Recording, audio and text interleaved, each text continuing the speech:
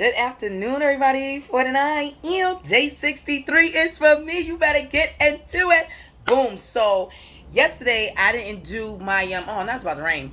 Yesterday I didn't do my FCBC recap. I was so tired after my convention or whatever. We didn't get back into the house until like about 1:30, and then I had to get up and go to church. As you see me, I was walking to church, and then I had to go to work. It was a lot. I was exhausted, but I am here today. Is day 63 is for me. Boom. So this is going to be the FCBC recap and also some other stuff that I took from it and everything like that. Boom. So the first thing, shout out to Pastor Mike, FCBC 116th Street, 7th Avenue. You gotta know the vibes.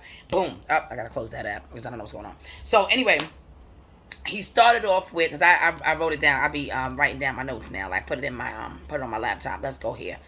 Oh, this is my job. Okay, I'm back. So he started off with saying that some of us are unprepared for our blessings, right? Like you'll pray to God, oh God, I want this, oh God, I want that. And it's like he said, delay does not mean denial. Like just because your blessing is delayed or something is delayed does not mean denial. Maybe you're not ready for it. And then he made this great analogy like this, right? He said, sometimes life is just happening. You notice that people be like, oh, God, why are you testing me? God, why are you testing me? God is not testing you. He said, stop that narrative. He said, sometimes that's just life. Life tests you. That's just a life thing. Life shows up and that happens. But then he made a good analogy like this. He said they were doing I think he was doing a Bible study, a TNT Tuesday thing like that, right? And he was saying that, excuse me, he was saying that he was talking to a teacher. So he's telling the teacher, he asked the teacher, like, I think she was teaching 5th or 6th grade or something like that. So he asked the teacher, like, oh, like, when you give the kids the test, do you think the test is for you or the kids? She was like, I'm testing the kids. Absolutely not. What it is that the teacher gives the kids to test to see how good that they are. You understand what I'm saying? I'm going to run that back. The teacher is the one getting tested because the teacher, you teaching these kids all this things, so you give them a test to see what? To see if you're a good teacher, to see if you did your job right, and that's what God is doing. You know, when he said that, I was like, oh, that was a reverse. I wasn't expecting all that. God, this job. Then he was saying how, like, the relationship with God is not one-sided. And I'll say this, right? I can relate to that because when I used to pray, I just used to ask God for stuff. God, please tell me with this. Please tell me with that. Not realizing that it's not a one-sided relationship. He said something real good. He said God is not a cosmic bellhop. God is not a cosmic bellhop. You can't just ask for stuff. You got to put in the work. You got to go through some stuff. And I'll say this, like, when you go through some stuff, like when you go through a tumultuous time and you get what you want, you appreciate it more because you have to go through some stuff to get that. I'm going to give you a good example on this job. You're going to have to make some sacrifices. You're going to have to make sacrifices. You're going to have to make sacrifices in life. You're going to have to sacrifice people. You're going to have to sacrifice places. You're going to have to sacrifice things. Then he talked about stop making decisions out of impatience. And this one I can relate to. He was just saying, like, when God shows you something, right? Shows you something is not working, or it's not, you praying for this thing and it's not happening. So now you interject and now you taint what he's trying to give you. You got to have patience, and that's something that I struggle with. I do not have a lot of patience, and I'm learning to have more patience. I'm learning to say, okay, I know that I'm doing the right thing and I'm on the right path and my trajectory is looking good. Let me just, God is working. Allow him to work. Just because you can't see how he's working does not mean he's not working. Just because you can't see how he's working does not mean he's not working. Oh, he got real surgical with this. What else he said? I got so many things. Then he's like that. He said, trust God because you might taint what is for you and ask for your dream that is coming to fruition if everything is going right. So, this job. So I'm going to use myself as an example. This is day 63. And you know what's so crazy is that I was so worried about doing this, right? About being so open and honest, about my recovery and wanting to stop drinking and drugs, all of that. Like I was afraid of what people might think. And then it just dawned on me, like what difference does that make? I need to be concerned about what I think about me, not what other people think about me, about, you know what I'm saying, about this process and how it's going to go. This job. Like, am I at a place to really, like, put myself out there? Because I really feel like everything that I've been through, and this is genuinely, everything that I went through, not just the recovery stuff, everything was for me to teach another person.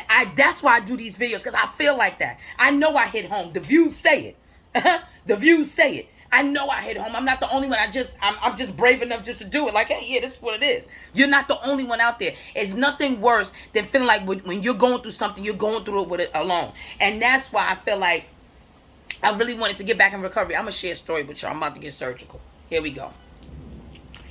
this ain't my first time doing this, right? This recovery thing, right? You know, I had 4 years sober. You know what I'm saying? I lost it because I didn't listen to one golden rule, and this golden rule applied to me. They said for me not to get into a relationship and just have a relationship with myself. But I didn't listen to that because what? I was impatient. I wasn't waiting on God. I tainted everything. The whole buttermilk wasn't clean. I'm like, no, I need love. I need love. Sick shit. Excuse my language. Sick. You know what I mean? Right? Check it out. And I feel like I've got to do things on time, and timing is everything. Timing is so important, and I really feel like this time around, I'm more dedicated and I'm more into it because I'm not in a safe environment, right? I'm not in an environment where alcohol and drugs and all that stuff is not accessible. I'm not in that environment. You know what I'm saying? You can easily walk to a liquor store. You can easily go in. Everybody on the corner is selling something. You understand what I'm saying? So I'm grateful for the timing right now. Like, everything has to do with timing. Everything. This job. And it's like during that time before, when I had those 4 years, it's like, how can I say? I gave up on my recovery. You know what I'm saying? I wanted to be around certain places, people, and things. I tried to, let me tell you something. I like they said, you want to make God laugh, you have a plan. Now, the plan was, listen, your relationship with drugs and alcohol does not work. It is not for you, sis. It is not for you, sis. It's never gonna happen. The limit doesn't exist. I don't know how to do things in moderation. That's not me. It's never been. You understand what I'm saying? And I had to be honest with myself about that. But I'm like, no. Oh, I can do a little drink of Hennessy. But then it's no. I just cannot. It is just not for me. It's just not for me. It's just not. And that's just what it is. You know what I'm saying? And instead of me, understanding that and being patient with myself and giving myself grace, I'm like, no, I'm going to go here and I'm going to do this. I'm telling God my plans. No, I'm going to do this because you said this is supposed to be this way, but that ain't working for me. I need to be over here. I need to be there, here, everywhere.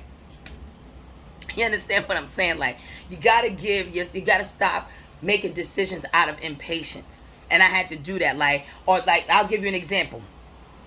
Wanting a relationship so bad because I want to be loved. Wanting a relationship so bad because I wanted to be loved. Hold on, guys. Wanting a relationship so bad because I wanted to be loved. You understand what I'm saying? Because I wanted that connection. I wanted something. I needed it. So instead of waiting, instead of doing my part, instead of going through this process, it's like you just, when I tell you can't see people, because that wasn't the plan. That person wasn't the plan. So now they didn't cause all this damage, all the stuff you just went through. You just went through again, and now you have to go and heal and do all this other stuff again. Like, come on. So I just want to shout out FCBC. Like, that message, Pastor Mike, y'all always do it. I just love it. So we're going to run that back. Delay does not mean denial. Just because a blessing is delayed does not mean denial. You and God do not have a one-sided relationship. He's not a cosmic bellhop. You're not just going to ask, and not going to have to sacrifice, give, or something like that. And realize that everything in your life is not a test. Everything's a test. Now, sometimes that's just life showing up. That's just how that goes. That's just what that is. So accept that. Like, sometimes that's how life goes. It's going to be like that. Boom. He also said everybody can't go everywhere with you. And that one thing he did say, and I'm going to leave it on this note, is that when you start to feel uncomfortable in your process, whatever your process may be, right? When you start to feel uncomfortable into that process, don't pull back. Lean in. Lean into being uncomfortable. Lean in, because I'm telling you, your blessings come to fruition when you're going through the most tumultuous time, when you think it's not going to break through, when you think nothing's going to happen, when you tired, when you ready to give up, when all of that is happening. That's when it's going to come. You just got to stay in the process, be patient, and realize. And sometimes we got to realize, like, delay does not mean denial. And allow God to work through your life. Allow him to move the way he got to move. Stop telling God how to move. Well, you ain't give it to me like this. Maybe it wasn't for you like that. Maybe you wouldn't appreciate it like that. Maybe you have to make a few sacrifices so you understand. So you can accept the blessing and don't fumble the ball. He can't give you something if you're not ready for it. So start preparing yourself. Okay? Day 63, 49.